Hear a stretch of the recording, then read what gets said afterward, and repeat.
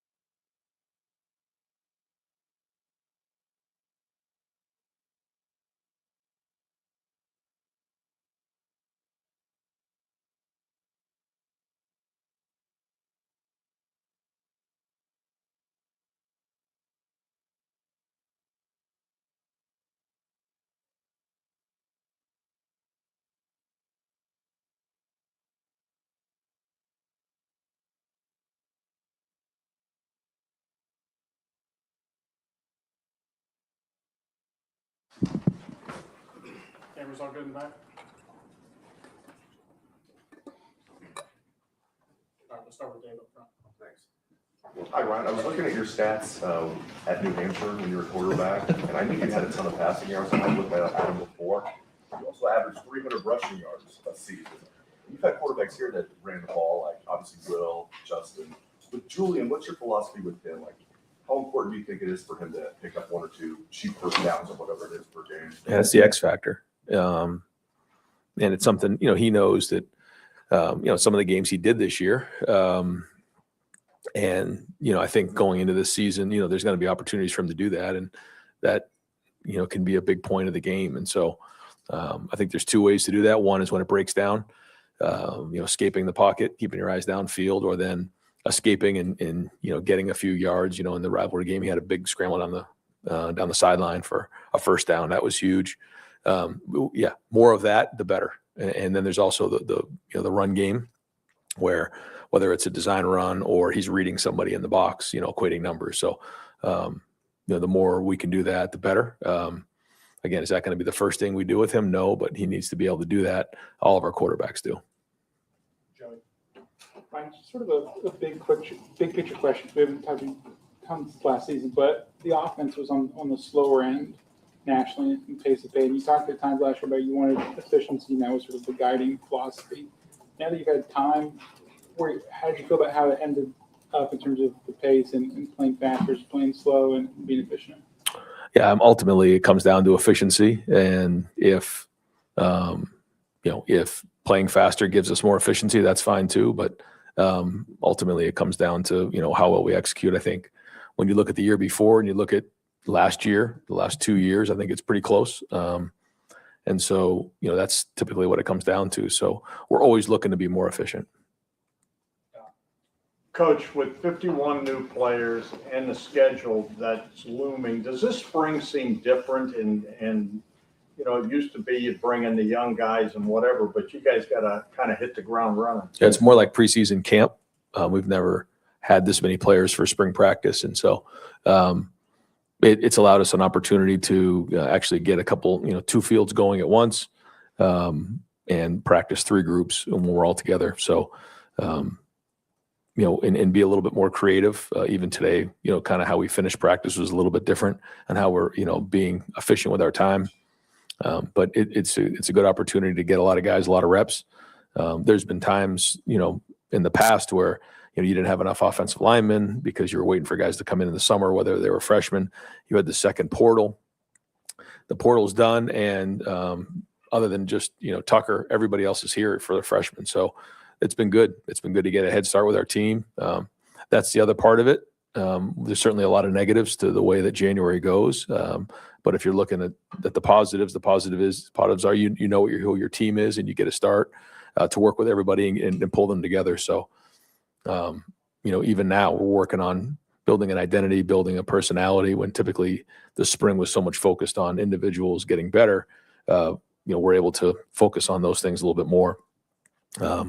But to your point, 51 new players, we're just learning. One of the goals is to learn how to practice, because, we might play 15, 16, 17 games, but, the goal ultimately is to practice at a high level as well. So that means you're talking about more than 120 some odd practices from now until the end of the year.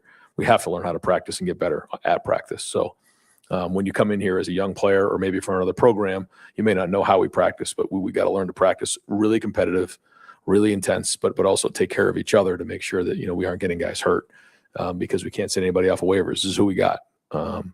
So all those things are playing into this spring, and it is a little bit of a different feel. You guys haven't necessarily rotated a ton at different skill position groups throughout the year, but as you talked about with how evaluations are so important, like obviously the financial aspect of some of this stuff, you take a guy like Devin, you gave him 300 plus snaps last year. I'm assuming you're expecting that to maybe pay off because of what he was able to do last year. Do you guys maybe want to approach that with younger players more, like what you did with Devin last year, where whether it's Jay Timmons, whether it's Chris Henry Jr., but like get these guys on the field as quickly as possible and find out what they are and whether or not your investment is worth, a long-term thing, essentially, if you get what I'm saying. Yeah, I think the first thing we always want to do is win the game, as we know. But then from there, we want to put the best players on the field. And, there are guys that deserve to play. And if they earn that right in practice, then we got to put them in the game.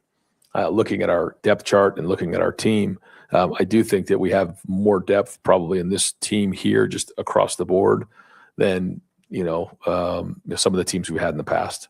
So as you go through each position, you recognize depth. Now, the question is who's going to step up and be those high-end players, those impact players that are going to produce.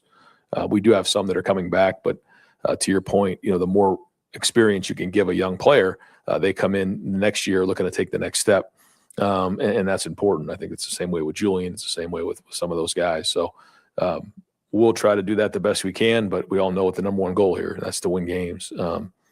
But if guys deserve to play, we're going to roll and play with depth. And I think when you look at our roster, you're going to see us probably be in a situation in most positions to play depth this season, maybe more than we have in the past. Do you feel like having more depth can play into like philosophically how you want to approach things, whether you're talking playing fast, playing slow? When you have more guys that you can maybe get into the mix versus last year, it didn't sound like you guys had that same amount of depth at spots. Well, I think, the whole idea about playing fast is a conversation that, we can have if you want. But, when it goes back, like you don't really see anybody playing fast in the NFL. Some people use it as a tempo changer. And then some teams in college, that's what they do. They play really, really fast. And, they count on that to wear teams down. And that's their philosophy. To me, the number one thing is efficiency. And that's what it comes down to now. Whether we have, to your point, like more depth at other positions, then we probably can afford to play more snaps throughout the season. Then I think you can take a look at that if we feel like it gives us an edge. And so I think it's something to at least consider. Tavian last year, he seemed like he was probably a little more mature than maybe a lot of first-year quarterbacks would be in the first place, but obviously he's still going through things for the first time. Coming into this spring, how different does he seem to you going through these spring workouts? Another year under his belt, more confident, has had some really good plays. He's understanding, how to run the offense, how to take care of the football. He's still doing things for the first time.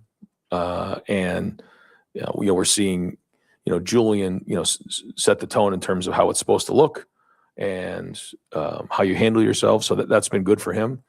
But he needs to play. And the more reps he gets, the better he'll be. If you watched him, during that pro day, I mean, he throws a beautiful ball and has the size and all those things. It's playing the game that he needs to continue to do and the preparation for what we're asking our quarterbacks to do. So there has been improvement there. There's another year of maturity.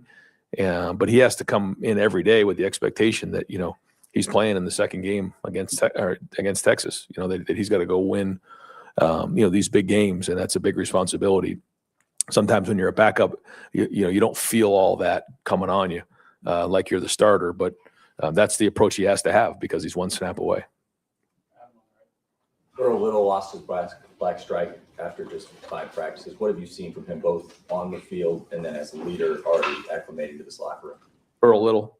Yeah. Earl, first off, the guys know him. So, Brandon sort of grew up with him. Jeremiah, some of the South Florida guys know Earl.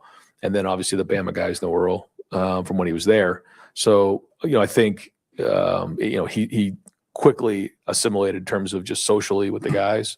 And then on the field, plays fast, plays twitchy, communicates well, did a great job in the weight room with Mick.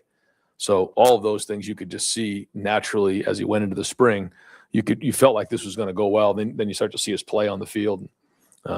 First, time we're tackling and scrimmaging, he's the first guy showing up, making tackles and making plays, and just jumped off the screen right out of the gate. So good for him. He's somebody that saw what we did last year, and I think really liked the scheme part of it. But you'll have to talk to him. But the feedback we're getting from him is he really enjoys the culture, loves the competitiveness. So he's been a bright spot. Spencer on the right. Ryan, we've seen a lot of freshman receivers come through here and flash early. What is Brock doing that is so impressive to you right now?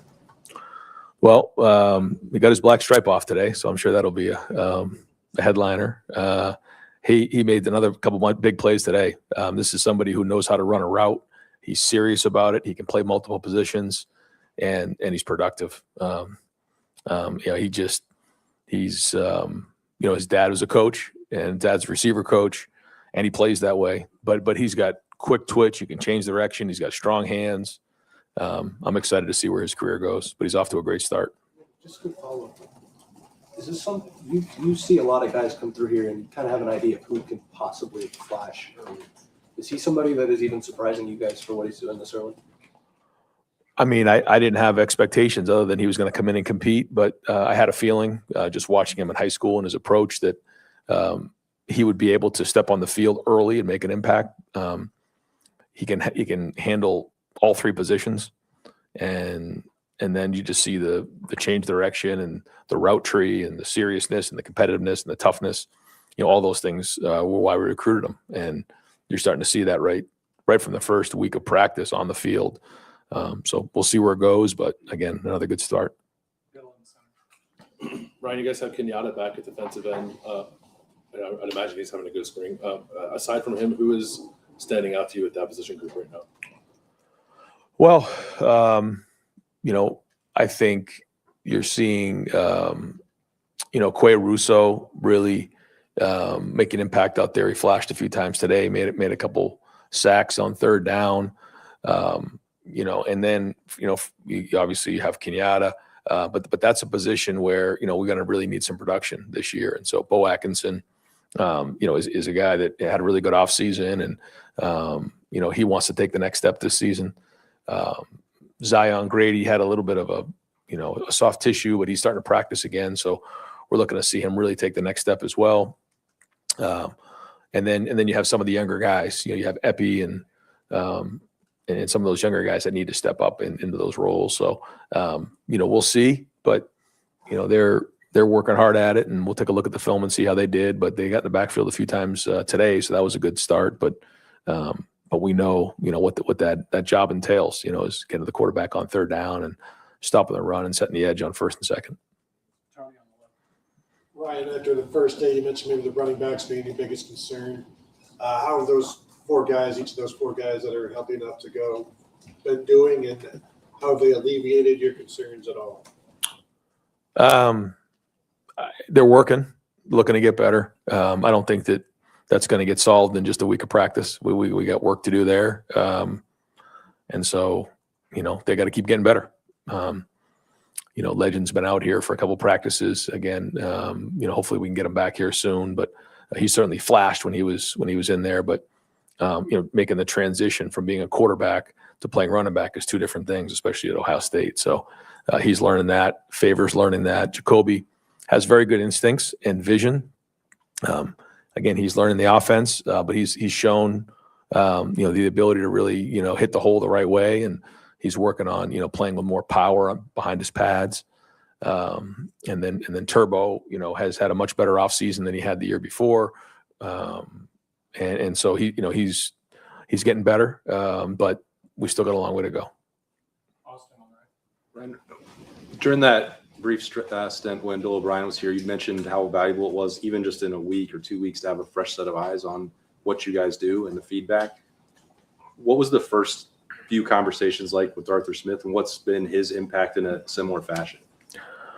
Well, I think for me, being here now going on 10 years, there's a lot of other ways to do things. And, what I wanted to do was really have an open mind on, when he comes in, what is he seeing? What is he looking at? And taking that feedback. Also knowing that we've had a lot of success here and the things that we've done. So I think that's what we've been trying to do, is mesh those things together. For Arthur, coming from the NFL, there are some things with the hash marks and such that, he's getting accustomed to. But it was great to, listen to his kind of approach and get the first few installs kind of, just from his point of view with no type of influence on me. And then as time goes on, we'll continue to combine these things with our experience. But it's been good. He's a really good communicator. He is very, very intelligent. He's very excited about our guys. I think when he looks at our offense and he looks at the weapons and he looks at the offensive line and everything, there's really not much that you can't do. So the question is, what do we want to really get good at? And He believes in efficiency. He believes in running the football, play action pass. And obviously, we know we're going to have to win games in the fourth quarter this season, with our schedule and 2-minute drill and everything else. So, but that's the thing with him. He really does understand the pass game and the run game at a very high level. So it's been great. And I think it's been good for our offensive staff to see a different way to approach things, but also not losing our identity.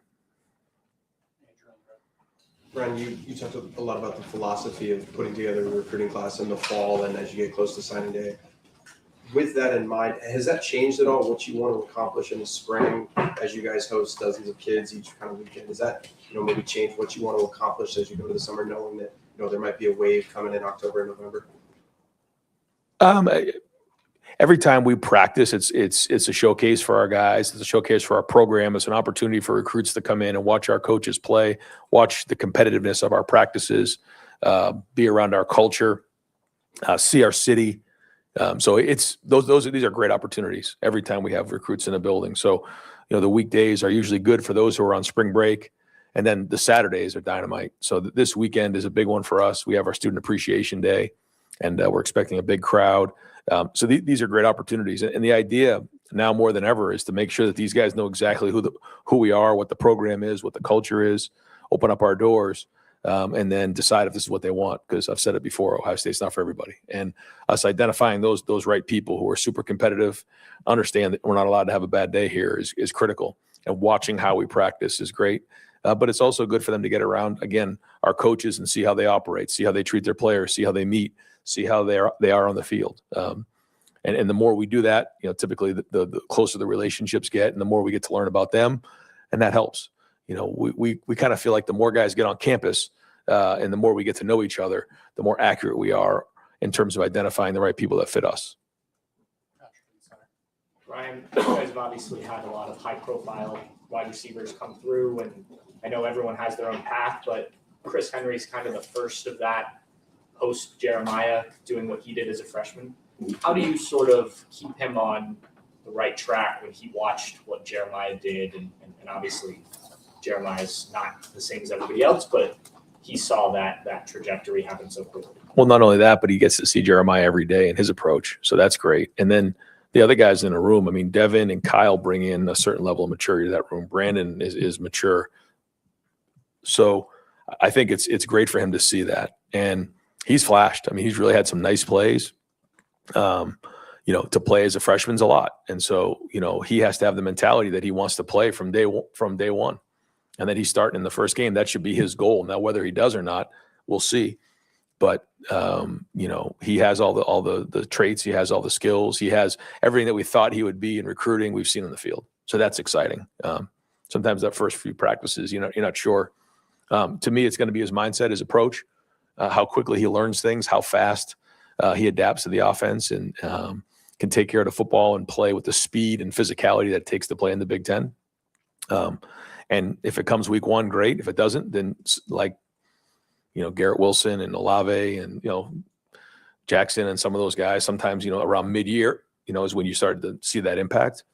Would love to see him make an impact on special teams, like so many great players who have come before early on to get him on the field. But you think about Emeka, you think about Marvin, all those guys, they kind of started to make their impact about midway through the season. We'll see.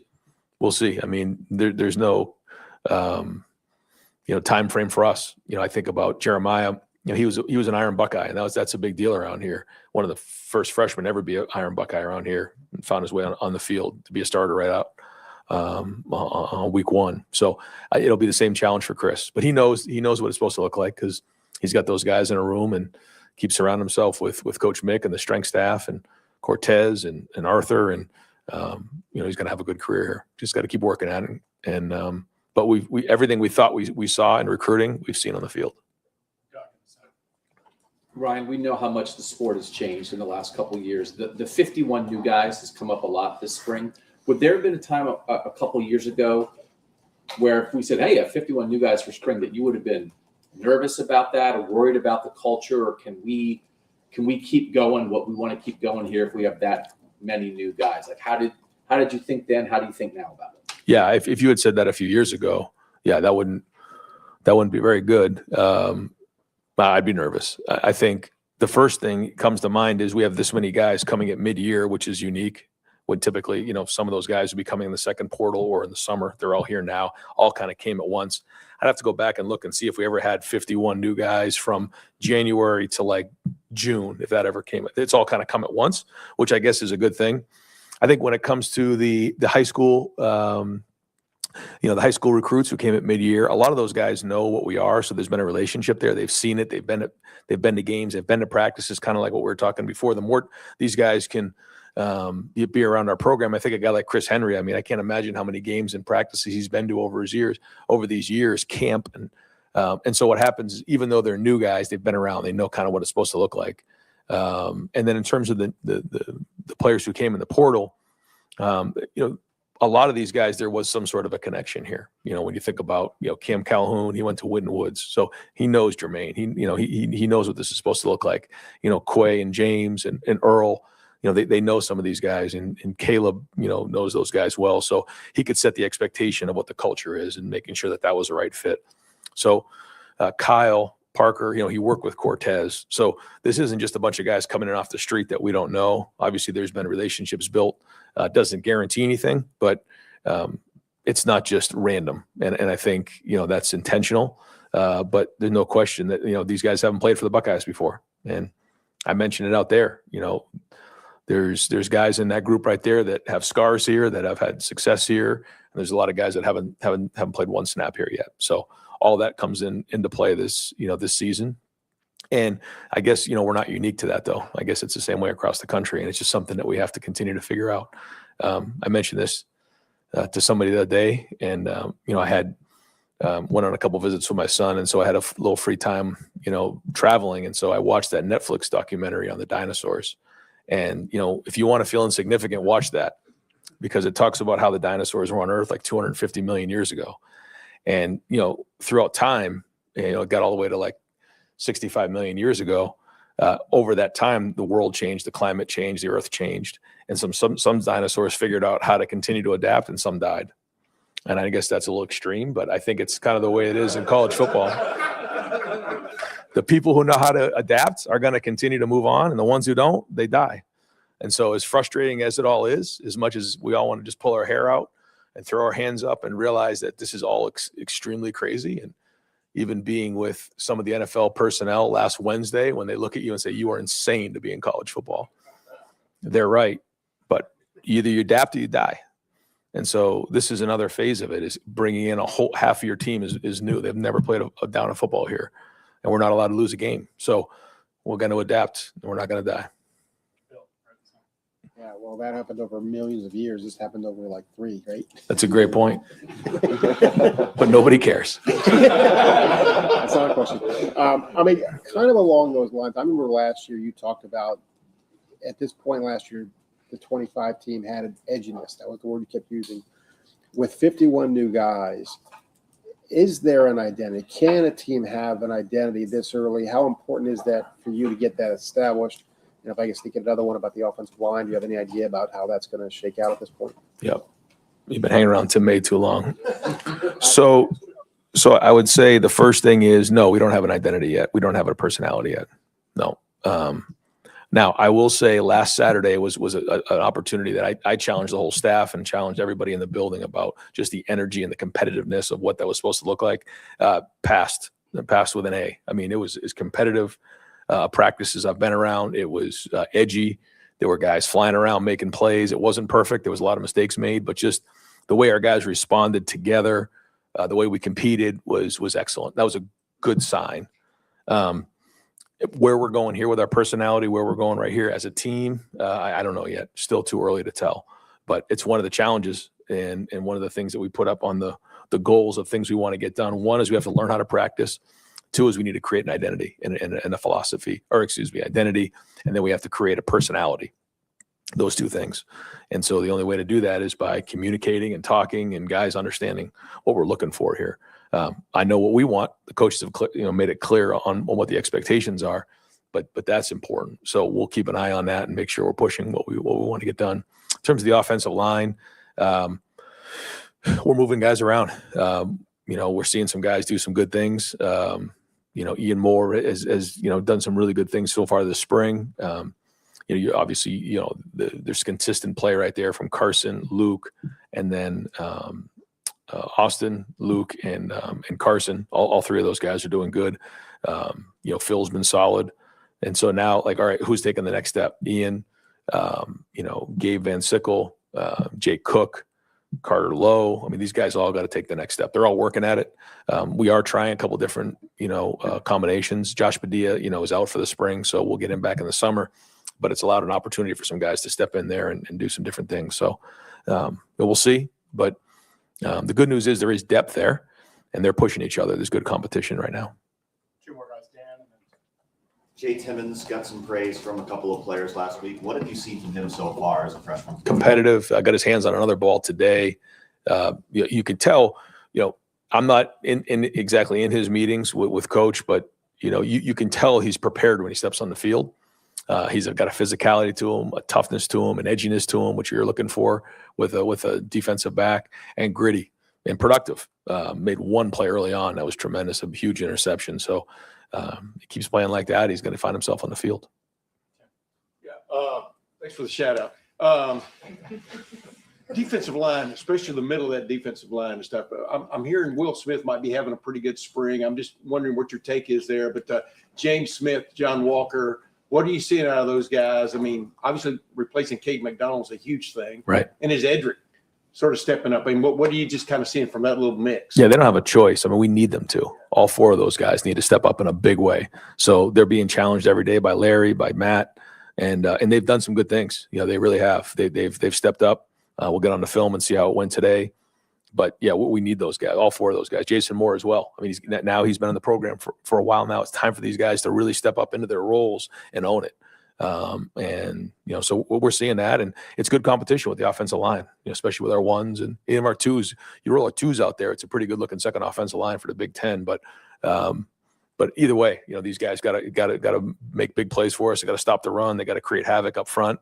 Again, we're seeing it, but it's got to be consistent. Just one quick, is it obvious James Smith and Quay Rusal have been, at Alabama at a program like that? I mean, what sort of jumps out at them with, you mentioned Earl Little a while ago. I mean, what's a little difference that you see from guys like that? Well, I think the first thing is they have to learn how we practice. And I think it's always an interesting question. I won't get into the answers now, but I think it's always a good question, even for you guys to ask, like what when you come to Ohio State, what do you notice that's different?